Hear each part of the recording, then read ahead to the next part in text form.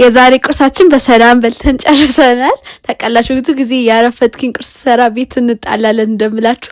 ዛሬ ግን በጠዋት ተነስቼ ቶሎ ነው ያለቀልኝ። 1 ሰዓት ነው ምን የፈጀብኝ። አሰላሙ አለይኩም እንዴት ናችሁ? ዛሬ ሰራሁት ቂጣ ደግሞ ስራ የሚያቀል ቂጣ ነው። ማታ አብኩቼ ፍርስ ከተትኩት። ወተት፣ ውሃ፣ እርሾ፣ ስኳር አድርጌ ነው ሳቦካ ስላልቀረስኩላችሁ ልኬቱ ምናምን ካፕሽን ላይ አስቀምጥላችኋለሁ። አብኩቼ ፍሪጅ ሳታደርኩት ጠዋት አውጥቼ ብቻ ዳምጬ መጥበስ ብቻ ነው። ከዛ እንደዚህ ትናንሽ ቦታ ከፋፈልኩትና ወፈር ያለ ነው ለዚህ ቂጣ የሚሆነው።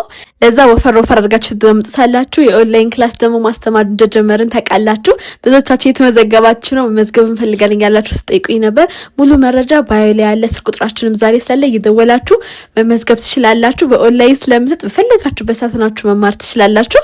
የተለያዩ አይነት ጣፋጮች፣ ኬኮች፣ ቤከሪዎች እንዳለ እናስተምራችኋለን። በ3 ወር የሚቆይ ኮርስ ነው። በ3999 ብር ብቻ ነው እንግዲህ የተመዘገባችሁ።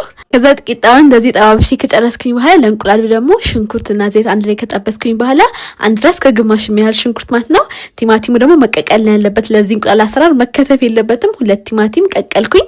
ከዛ ሽንኩርቱ ላይ ተፈጨ ስጋ አድርጌ ስጋው ብስል ብሎ ውሃውን መጥቶ እስኪጨርስ ድረስ በደንብ ጥብስ ካደረኩት በኋላ ጨው፣ ቆንጆ በርበሬና ሽንኩርቱ ነው የተጠቀምኩት ቅመም እና በርበሬ የፈለጋችሁን ቅመም መጠቀም ትችላላችሁ። ከዛ ሱናን ላይ ጥብስ ካደረጋችሁ በኋላ ቲማቲማችሁ የቀቀላችሁትን ልጣችሁ ቀጥቅጣችሁ ትጨምሩበታላችሁ። ከዛ ሱናን ላይ ጥብስ ታደርጉታላችሁ። ውሃው ምጥጥ ብሎ እልቅ ካለባችሁ ትንሽ ውሃ ጠብ አድርጉበት። ደረቅ ሲል ደስ ስለማይለው አንድ ላይ እሱን ከጠበሳችሁት በኋላ እንቁላላችሁ መታችሁ ጨምራችሁ መጥበስ ነው።